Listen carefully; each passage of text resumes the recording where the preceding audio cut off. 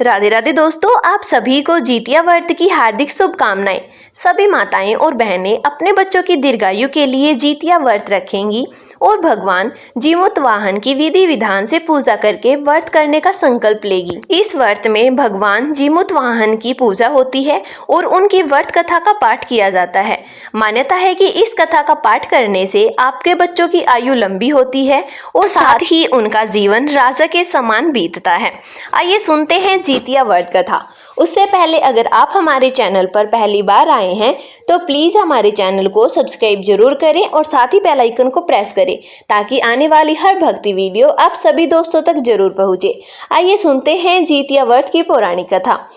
एक बार नैमिषारण्य के निवासी ऋषियों ने संसार के कल्याणार्थ सूत जी से पूछा, हे सूत जी, काली काल में लोगों के बालक किस तरह दीर्घायु होंगे सो कहिए। सूत जी बोले, जब द्वापर का अंत और कलयुग का आरंभ होगा उसी समय बहुत सी शोकाकुल स्त्रियों ने आपस में सलाह की थी कि क्या इस कलयुग में माता के जीवित रहते पुत्र मर जाएंगे। जब वो आपस में कुछ निर्णय नहीं कर सके तब गौतम जी के पास पूछने के लिए चली गई। जब उनके पास पहुंची तो उस समय गौतम जी आनंद के साथ बैठे थे। उनके सामने जाकर उन्होंने मस्तिष्क झुकाकर प्रणाम किया। धनतंत्र स्त्रियों ने पूछा, हे प्रभु, इस कलयुग में लोगों के पुत्र किस तरह जीवित रहेंगे, इसके लिए कोई व्रत या तप हो तो कृपया करके हमें बताइए।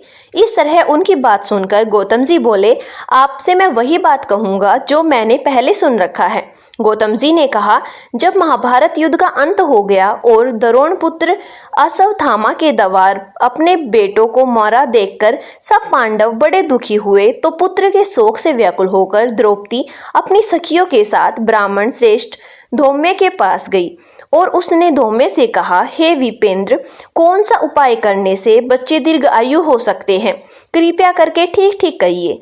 धौम्य बोले, सतयुग में सत्य वचन बोलने वाला, सत्याचरण करने वाला समदर्शी जीमूतवाहन नामक एक राजा था। एक बार वह अपनी स्त्री के साथ अपनी ससुराल गया और वहीं रहने लगा। एक दिन आधी रात के समय पुत्र के शोक से व्याकुल कोई स्त्री रोने लगी क्योंकि वह अपने बेटे के दर्शन से निराश हो चुकी थी। उसका पुत्र मर चुका था। वह रोती हुई कहती थी, हाय, मुझ बूढ़ी माता के सामने मेरा बेटा मरा जा रहा है। उसका रुदन सुनकर राजा जीमूतवाहन का तो मानो हृदय विदीर्ण हो गया। वह तत्काल उस स्त्री के पास गया और उससे पूछा, तुम्हारा बेटा कैसे मरा है। बूढ़ी माता ने कहा, गरुड़ प्रतिदिन आकर गांव के लड़कों को खा जाता है। इस पर दयालु राजा ने कहा, माता, अब तुम मत रो, आनंद से बैठो, मैं तुम्हारे बच्चे को बचाने का यत्न करता हूँ। ऐसा कहकर राजा उस स्थान पर गया जहाँ गरुड़ आकर प्रतिदिन मांस खाया करते थे। उसी समय गरुड़ भी उस पर टूट पड़ा और मांस खाने लगा। जब अतिशय तेजस्वी गरुड़ ने राजा का बायां अंग खा लिया तो झटपट राजा ने अपना दाहिना अंग फेरकर गरुड़ के सामने रख दिया। यह देखकर गरुड़ जी ने कहा, तुम कोई देवता हो, कौन हो, तुम मनुष्य तो नहीं लगते। अच्छा, अपना जन्म और कुल बताओ। पीड़ा से व्याकुल मन वाले राजा ने कहा, हे पक्षीराज, इस तरह के प्रश्न करना व्यर्थ है, तुम अपनी इच्छा भर मेरा मांस खाओ। यह सुनकर गरुड़ रुक गए और बड़े आदर से राजा के जन्म और कुल की बात पूछने लगे। राजा ने कहा, मेरी माता का नाम सेव्या है और मेरे पिता का नाम शालिवाहन है। सूर्यवंश में मेरा जन्म हुआ है और जीमूतवाहन मेरा नाम है। राजा की दयालुता देखकर गरुड़ ने कहा, हे महाभाग, तुम्हारे मन में जो अभिलाषा हो वर सब मांगो। राजा ने कहा, हे पक्षीराज, यदि आप मुझे वर दे रहे हैं तो वर दीजिए कि आपने अब तक जिन प्राणियों को खाया है वे सब जीवित हो जाएं। हे स्वामीन, अब से आप यहाँ बालकों को ना खाएं और कोई ऐसा उपाय करें कि जहाँ जो उत्पन्न हो वे लोग बहुत ही दिनों तक जीवित रहें। धौम्य ने कहा कि पक्षीराज गरुड़ राजा को वरदान देकर स्वयं अमृत के लिए नागलोक चले गए। वहां से अमृत लाकर उन्होंने उन मरे मनुष्यों की हड्डियों पर बरसाया। ऐसा करने से सब लोग जीवित हो गए जिनको कि पहले गरुड़ ने खाया था। राजा के त्याग और गरुड़ की कृपा से वहां लोगों का बहुत ही कष्ट दूर हो गया था। उस समय राजा के शरीर की शोभा दूनी हो गई थी। राजा की दयालुता देखकर गरुड़ ने फिर कहा, मैं संसार के कल्याणार्थ एक और वरदान दूंगा। आज आश्विन कृष्ण सप्तमी से रहित शुभ अष्टमी तिथि है। आज ही तुमने यहाँ की प्रजा को जीवन दान दिया है। हे वत्स, अब से यह दिन ब्रह्म भाव हो गया है, जो मूर्ति भेद से विधिवत नामों से विख्यात है। वहीं त्रिलोक्य से पूजित दुर्गा अमृत प्राप्त करने के अर्थ में जीवित पुत्रिका कहलाई है। सो इस तिथि को जो स्त्रियां जितिया व्रत की और कुश की आकृति बनाकर तुम्हारी पूजा करेंगी, तो दिनों दिन उनका सौभाग्य बढ़ेगा और वंश की भी बढ़ती होती रहेगी। हे महाभाग, इस विषय में विचार करने की भी आवश्यकता नहीं है। हे राजन, सप्तमी से रहित और उदय तिथि की अष्टमी को व्रत करें, यानी सप्तमी तिथि अष्टमी जिस दिन हो उस दिन व्रत ना कर शुद्ध अष्टमी को व्रत करें और नवमी में पारण करें। यदि इस पर ध्यान ना दिया गया तो फल नष्ट हो जाएगा और सौभाग्य तो अवश्य ही नष्ट हो जाएगा। जीमूतवाहन को इस तरह का वरदान देकर गरुड़ वैकुंठ धाम को चले गए और राजा भी अपनी पत्नी के साथ अपने नगर को वापस चले गए। धौम्य द्रौपदी से कहते हैं, हे देवी, मैंने यह अतिशय दुर्लभ व्रत तुमको बताया है। इस व्रत को करने से बच्चे दीर्घायु होते हैं। हे देवी, तुम भी पूर्ण वक्त विधि से यह व्रत और दुर्गा जी का पूजन करो तो तुम्हें अवश्य ही उसका फल प्राप्त होगा। मुनिराज धौम्य की बात सुनकर द्रौपदी के हृदय में एक प्रकार का कौतूहल उत्पन्न हुआ और पूर्ववासिनी स्त्रियों को बुलाकर उनके साथ यह उत्तम व्रत किया। गौतम ने कहा कि ये सब एक चील ने सुन लिया और अपनी सखी सियारिन को बतलाया। इसके बाद पीपल वृक्ष की शाखा पर बैठकर उस चील ने और उस वृक्ष के खोंते में बैठकर सियारिन ने भी व्रत किया। फिर वही चील किसी उत्तम ब्राह्मण के मुंह से यह कथा सुन आई और पीपल के खोंते में बैठी हुई अपनी सखी को सुनाया।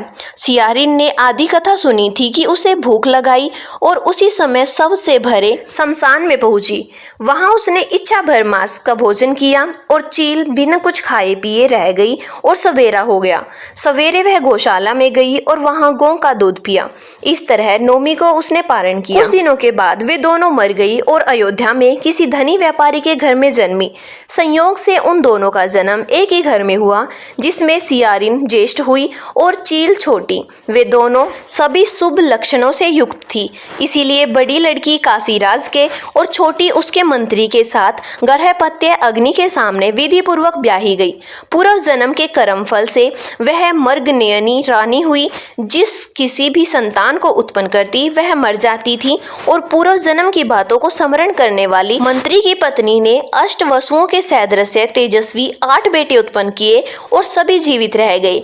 अपनी बहन के पुत्रों को देखकर वह ईर्ष्यावश राजपत्नी ने अपने स्वामी से कहा कि यदि तुम मुझे जीवित रखना चाहते हो तो इस मंत्री के सभी पुत्रों को उसकी जगह भेज दो जहां मेरे बेटे गए हैं, अर्थात इन्हें मार डालो।